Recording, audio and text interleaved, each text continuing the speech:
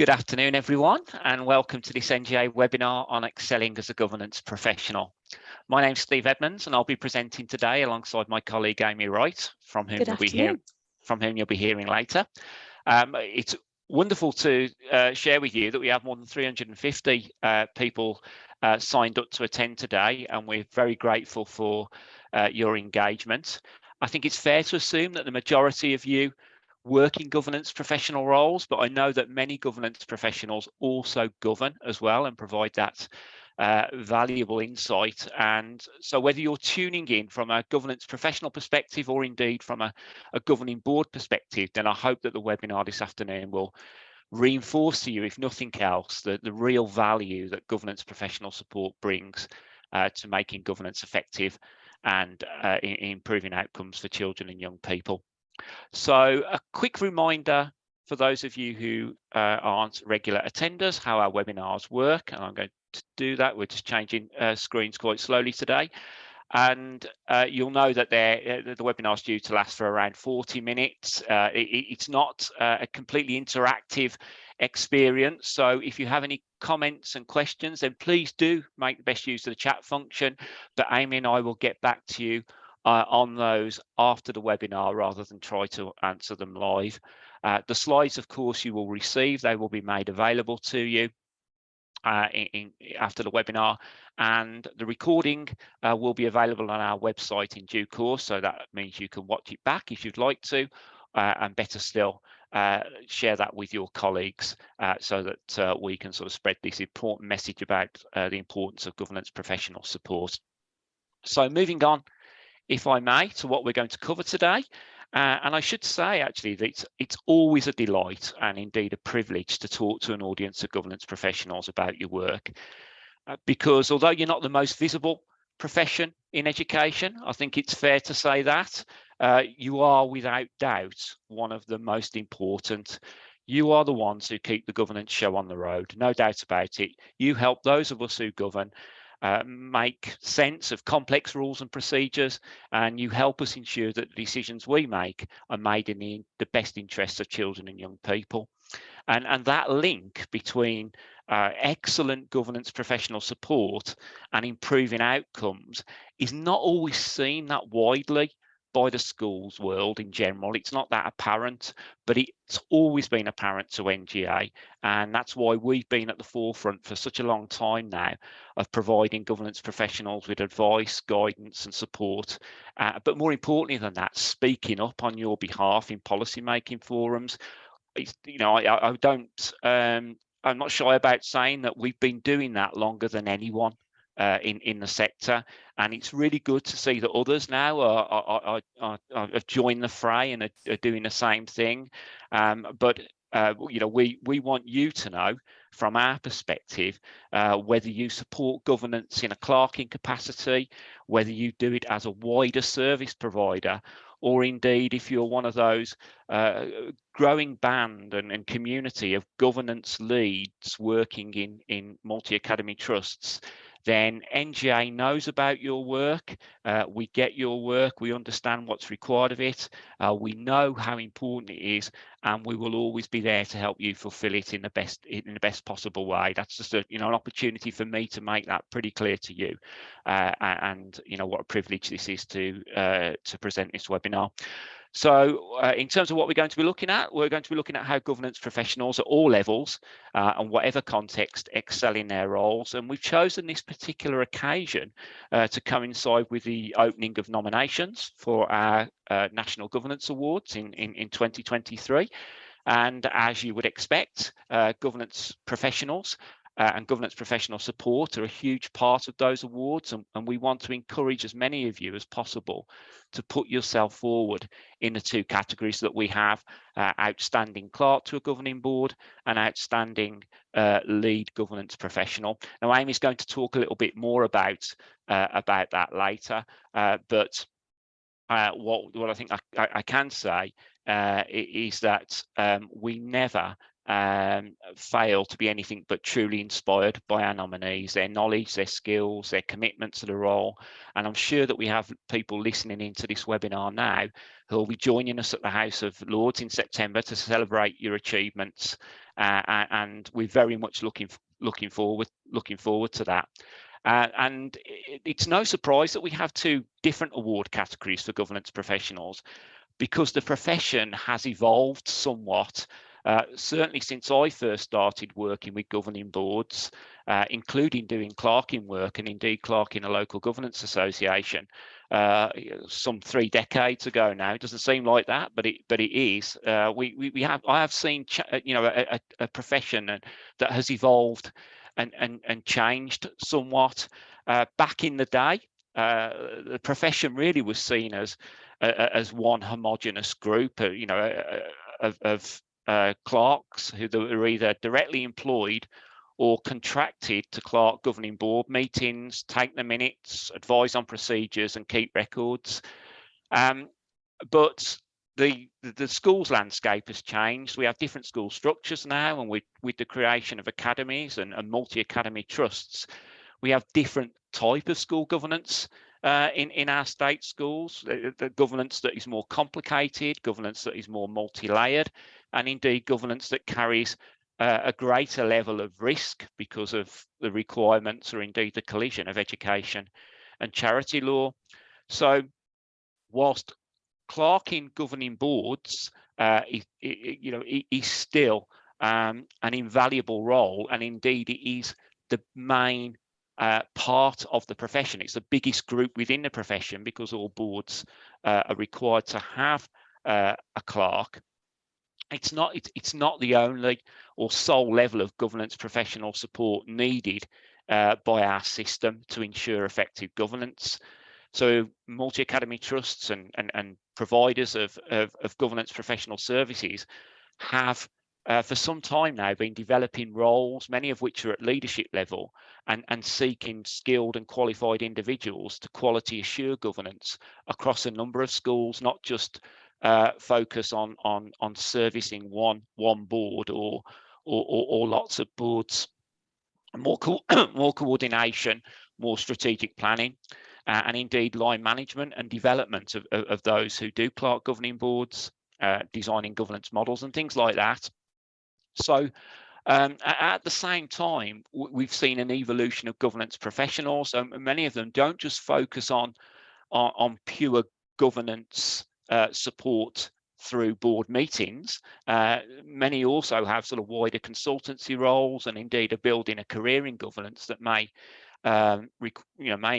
see them ending up as national leaders in school governance, national leaders of governance. In fact, I think half of the designated national governance leads that we have are actually school governance professionals. Most of those work as lead governance professionals in trusts. So we can see that this profession has really evolved. But I know that I'm talking to a knowledgeable audience.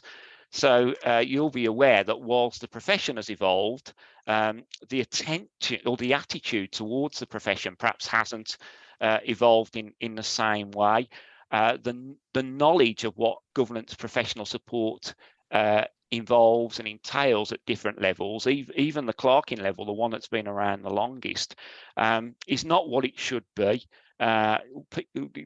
Boards, generally speaking, and the sector as a whole, don't always understand what a governance professional does, the skill set required for the role, and how that improves governance. That knowledge is quite patchy, and what that actually leads to, the consequences of that, is that we still have too many governance professionals working at different levels who are essentially overlooked, under-supported, and worse still, not paid at the rate that you would expect for what that role demands, and that is still a big issue affecting the sector. We know that, and it's not something that we take lightly, and it's really the backdrop for all these conversations that we have about how to make the profession the best that it can be. And we keep listening to governance professionals about how they feel and what they think about the profession. And after listening to governance professionals for so many years about the lack of understanding that exists around their around their roles, we reached the conclusion, and that conclusion was, well, if there's a fundamental lack of understanding that's at the root of governance professionals not being respected, not being paid, not being supported in the right way, then what should we do about it? Should we just keep calling for change and hope that eventually it will make a difference? Or do we create a vehicle for improving the understanding and raising the profile, actually do something proactive about it? And we chose that latter option. We consulted with the profession, and we developed a governance professional career pathway, which I know many of you are aware of. It's a free resource that you can access through the NGA website, and we launched it in December. And we've been delighted with the response to it. If you visit the site, you'll find all sorts of information and links to explaining how the profession works from the ground up. It's built around 3 levels of governance professional support, which I'll talk more about in a moment. We have role descriptions that clarify what governance professionals do, career stories, which give a first-hand account, information about individual requirements and attributes, which demonstrate this is far more than just a minute-taking job, you know, the old cliche around it, the type of earning potential that's attached to these roles, and you know how that compares, and the CPD that governance professionals need to progress in that landscape. Now, this is a living resource. We'll be adding to it, but the beauty of it for us is that it serves more than one purpose.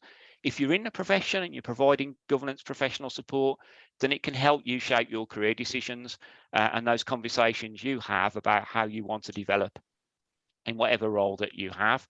But if you employ or line manage governance professionals, that audience I mentioned a moment ago that don't perhaps have that understanding, it can help improve the way they go about recruitment, line management, appraisal, assessing pay, crucially, and quality assuring the governance professional support that they receive.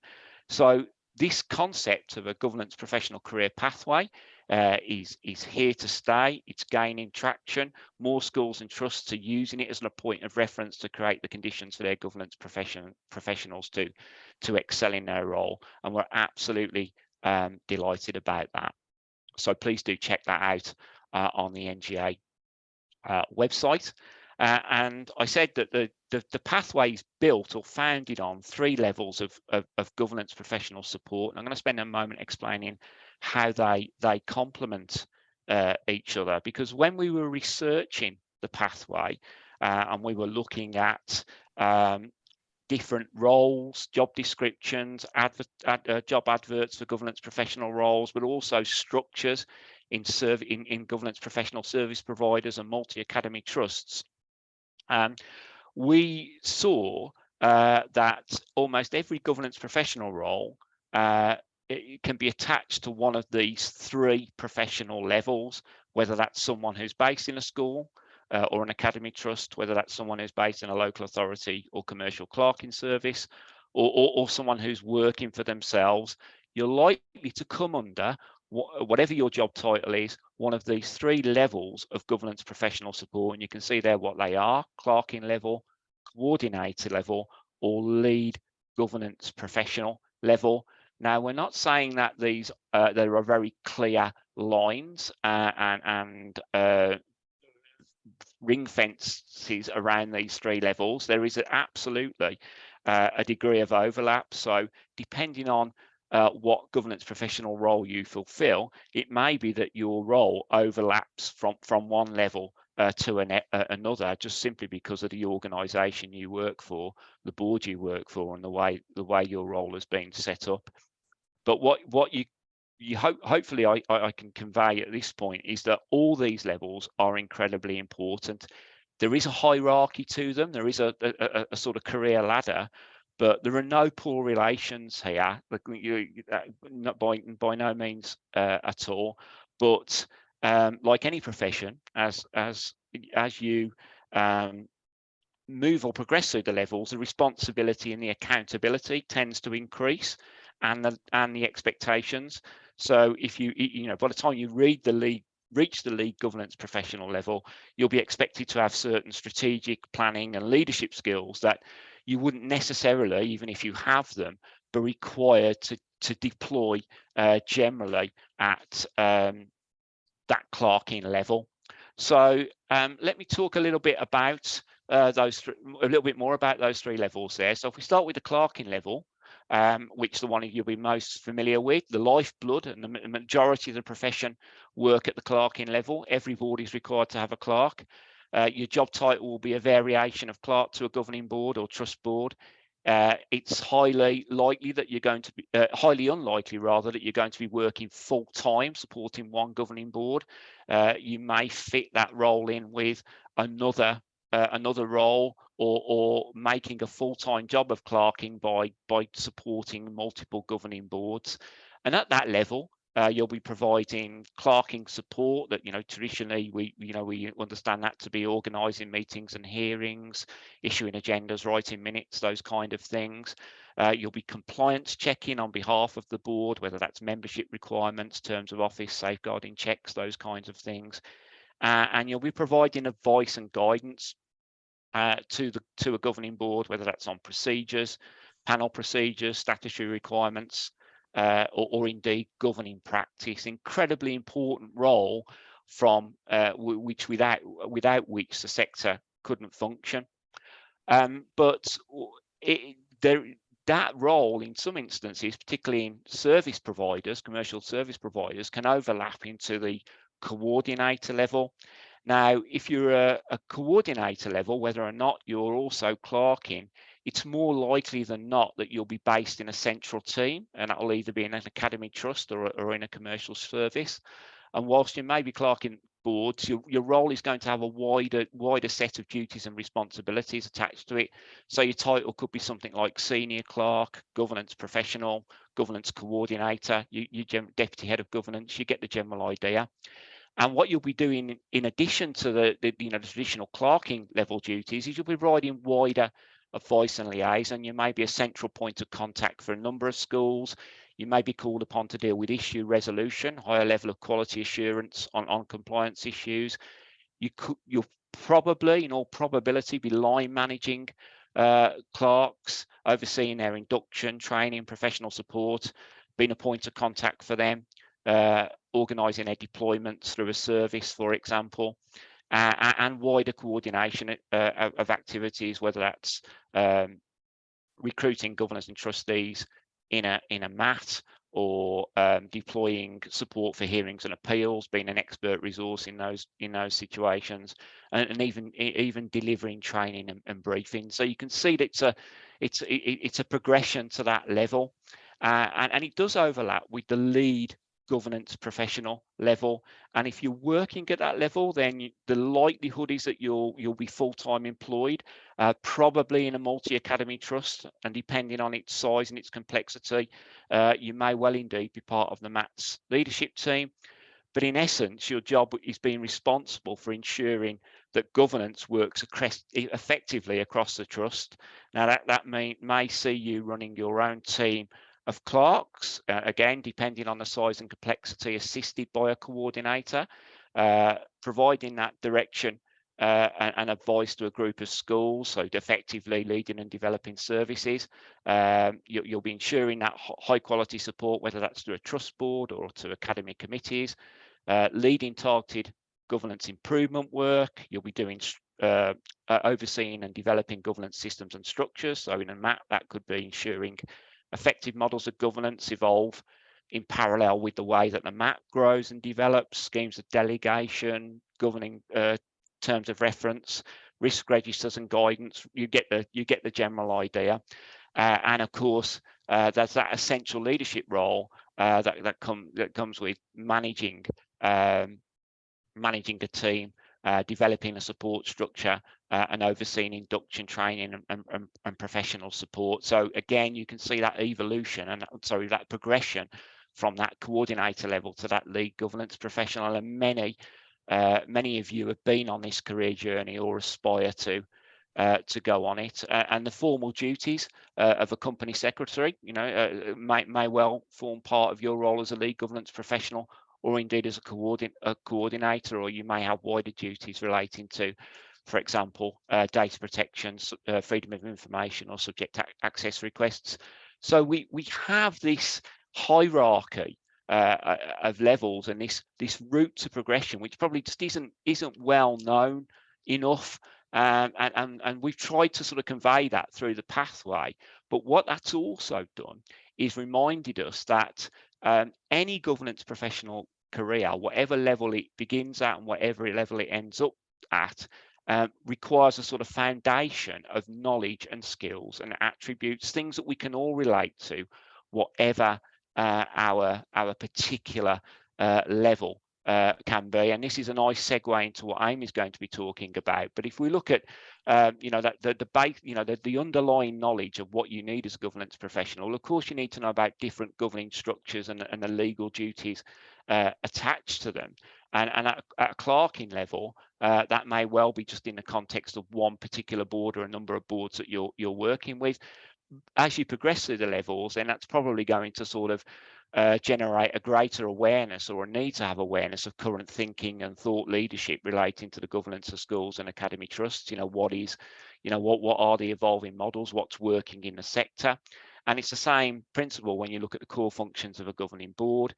You'll know what those are in broad terms, what's in the governance handbook, how that's applied to a particular board in its context. But again, as you develop through roles, you'll be thinking perhaps more about how ensuring those models of governance evolve in parallel with, for example, an academy trust strategy for future development or growth, or indeed a commercial services delivery model.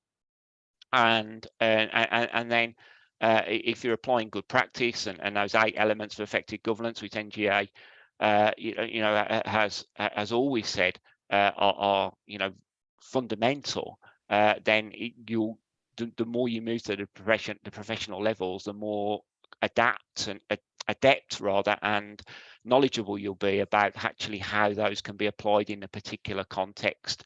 And it's the same, when we're talking about skills, organisation and planning at clerking level is absolutely crucial. You can't function as a clerk without those skills. And then as you progress through the levels, you'll be doing that probably more at scale. So that grounding that you have will be essential. People and relationship building, that every clerk has to have those skills to develop a relationship with the governors and the governing boards they work with. That of course is relatable to managing a team or working with a group of your peers to support them. And of course, the same applies to advice, giving advice to a governing board about what they can and can't do, or what the rules say. The more you progress through the levels into a wider, more accountable advisory role, then you're probably going to be required to sort of make intelligent assessments of risks. The sort of things that we've all done when the documents and the rules don't provide a complete solution. What do you think we should do? So those skills, those basic skills, those founding skills and knowledge are essential, but they develop in your context, and that's how it should be. And the personal attributes that governing boards require, that governance professionals require, I think can be seen across all the levels. We need that degree of personal integrity. We need to be trustworthy and credible to the people that we serve.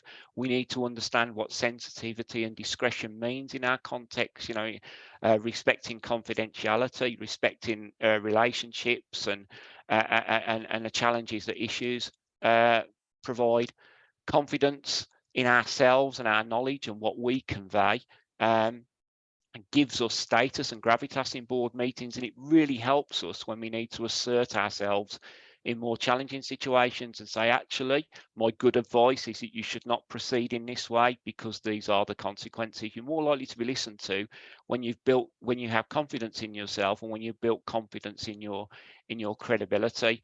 And it's linked to those 2 other things there, your own curiosity and commitment to professional learning, the knowledge that you acquire and gather, and the good practice that you that you work on developing from learning from your peer groups and from other networks.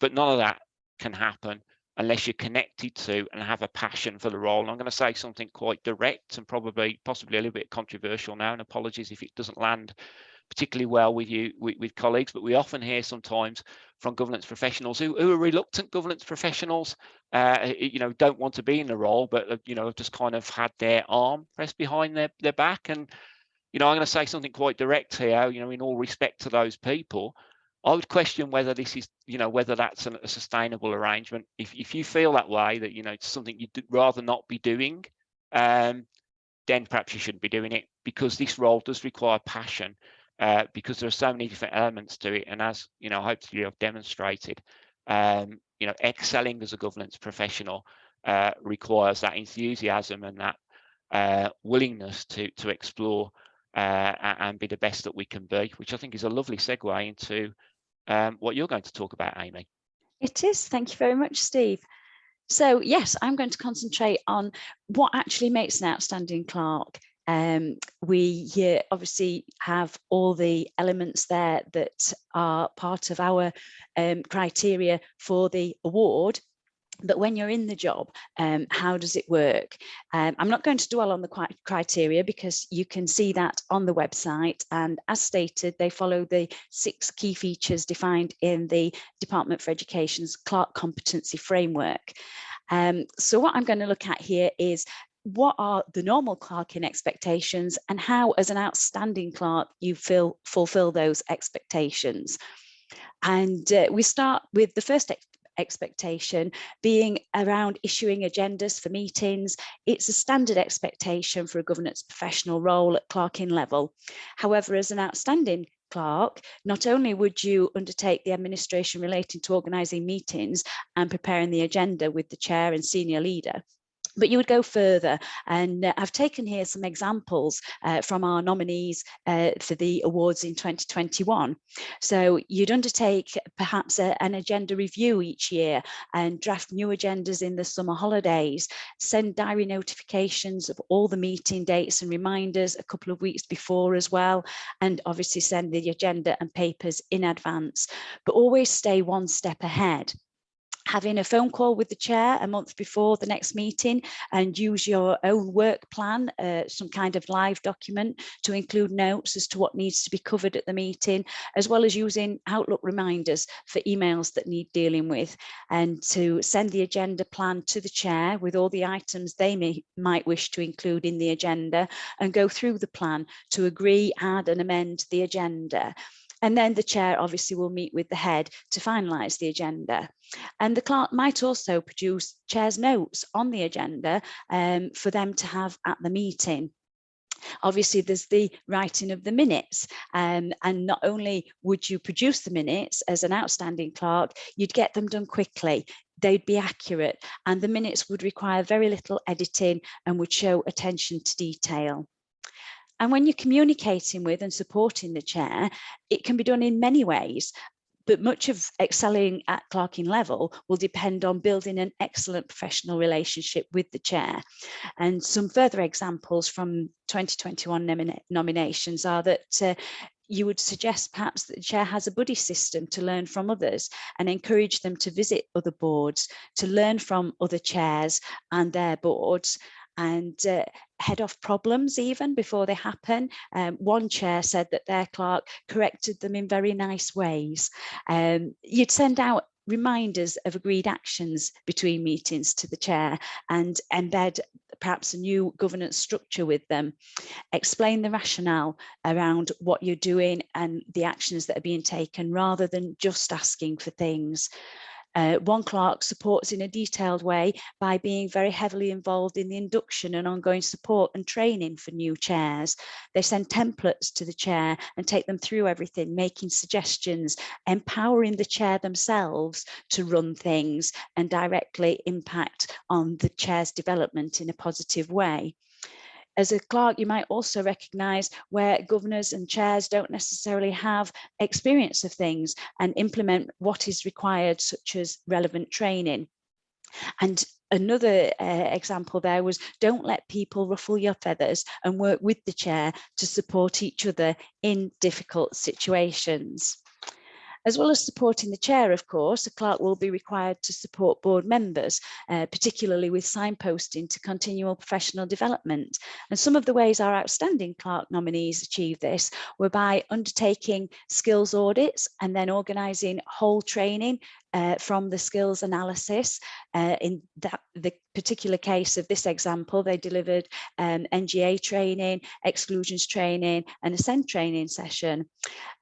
So if you're leading on a skills audit, you might also put forward gender equality and other areas of diversity and advise on suggested training. Another clerk set up their own governor induction and training and developed smart governor training rather than sending them to the local authority, which could then include information about who the members of that trust are and who are the trustees, and make it very specific to their trust. And if your board subscribes to Learning Link, as the clerk, you might produce a written document to direct them to recommended modules, or personally ask governors to take part in training that they might be interested in or that they need. And as well as wanting to develop yourself, you want to develop the local governing body, the academy committee, or the local governing committee, as whatever they're called.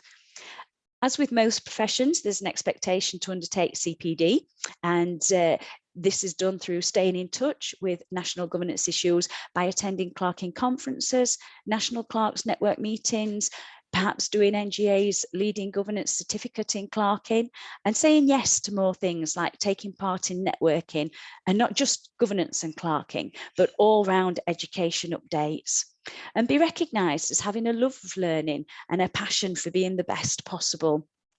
See every meeting as a learning opportunity and make sure you're current all the time, which is obviously quite challenging as you've still got the same turnover as business as usual. And another clerking expectation is to support governor recruitment and signpost to induction training. To excel as a clerk in this area, you might sit down individually and spend time with each governor or trustee and take them around other schools to show them the why and how of governance, and have a buddy system across new schools. You might often contact governors or trustees separately to offer support behind the scenes and support succession planning, ready for a chair perhaps stepping down. You would create a monitoring schedule, including a rolling programme of review and effectiveness to show governors or trustees the role, how it reports back, and how next steps are formulated. And you might meet with each governor along with the chair and look at what is needed during the recruitment process. So the governor knows what, or the trustee knows what the expectation of their role is, and training can be tailored. One clerk successfully managed to recruit a social worker, a solicitor, and a police inspector. And another clerk created a governor handbook.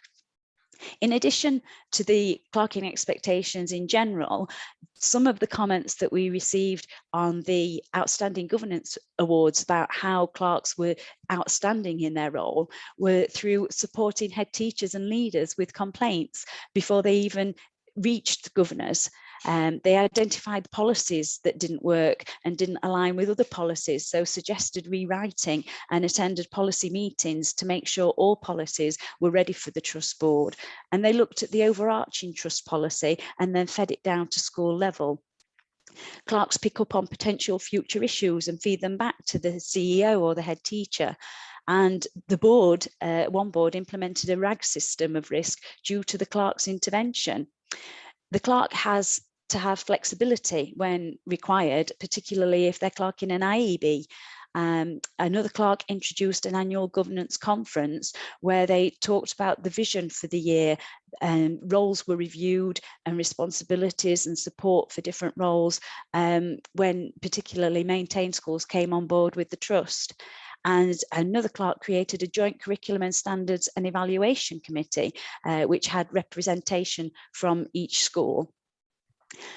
And another one guided the senior leadership team in producing reports and data and information for governors and trustees to make them really relevant. So that's the clerking outstanding level and excelling at clerking level. And we also have the award for outstanding lead governance professional here. Again, you can look at the criteria on the NGA website, so we won't dwell on it too much here.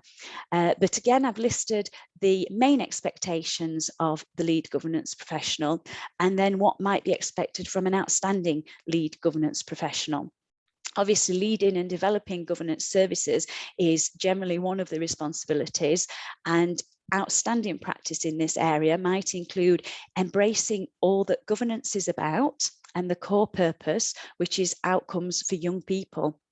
Also embracing social media, Facebook, Twitter, LinkedIn, and websites to get the message out of what governance is about.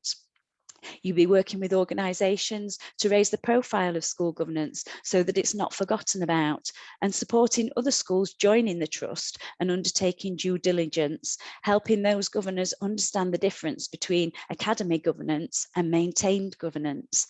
You might develop a training brochure for online courses. One of our outstanding lead governance professionals did this and found that they had far more participation than when they held with in-person training. You would be talking to chairs regularly, some on a weekly basis when they have just joined the trust. You have to bring people with you. It's about communication, listening, and overseeing things and running perhaps a central administration process. You also will provide challenge to the chair and CEO, but thoughtfully and purposefully, and focused on how you can all do things better for the trust and for the children in the schools at the trust. And also you'd be at the forefront of regulations, putting in processes quickly, and be great at talking and listening to people. Lead governance professionals can excel in developing governance systems and structures by providing a service for new chairs and pairing them up with like-minded people and setting up informal networks. They might go to new head teachers' induction programs to inform them about what governance is and develop a governance charter to marry the scheme of delegation with the trust values. Lead governance professionals who are outstanding are always asking, how are we doing and what could we do better? And when a school comes on board, they will go through the trust approach, but be open to hearing of good governance elsewhere and ensuring due diligence on governance is done, but being aware of aspects where a governing board is good and learning from that to see if that can be shared across the trust. You might also be expected to manage a team, as Steve was saying earlier. In order to excel in this area, you might hold termly clerks forum meetings to look at what is on the horizon, what's working well, and if there's any straying away from the scheme of delegation, and give clerks the opportunity to feedback on any training needs, both for themselves and for their local governing boards, and to pick up on practices that the trust can learn from. When drafting a trustee or governor handbook, you might consult with the clerks as well as the trustees and make sure the document talks about the MAT's roles and responsibilities and collate everything together, and be sure that trustees and governors have everything at their fingertips. And also something like that, you would review and evolve. One person included a list of questions and hosted the handbook on a cloud portal so that it was easily accessible. One trust in particular recognised the importance of including the lead governance professional in developing the executive team and enabling a view of what was happening across the trust. And the lead governance professional helped them to know what they were trying to achieve and what the strategic plan was without compromising their values. And of course, it's so important to undertake continuing professional development. And this can be done as a lead governance professional to excel by doing the certificate in corporate governance to get a wider view of governance rather than just education governance. You might do peer support as well, locally and more widely, and develop a good reputation with others accessing the support. One or two other comments that we received through the nominations as to how lead governance professionals had excelled in the role included that they supported the effective governance that impacted on young people's outcomes. They held annual governance conferences, They also clerked in individual schools as they were going through changes and needed more support, but also then would change which governing board they would clerk depending on the needs and as they changed. We had another governance professional a lead governance professional who worked hard to achieve a full cohort of governors and maintains a waiting list now of governors at some schools, and obviously works hard on recruiting the right people with the right skills. Another governance professional spoke to a trust in a different area of the country and was sharing ideas, and happened to mention that one of their trustees was moving to that area and was able to connect the two so that that trustee was able to continue with a governing board down in the area that they were moving to. And you might, as a lead governance professional, to excel, you would be cultivating personal relationships in different parts of the organisation to read the mood from different levels and be able to pass that on. You'd also be instrumental in ensuring a high calibre of professional support to your board.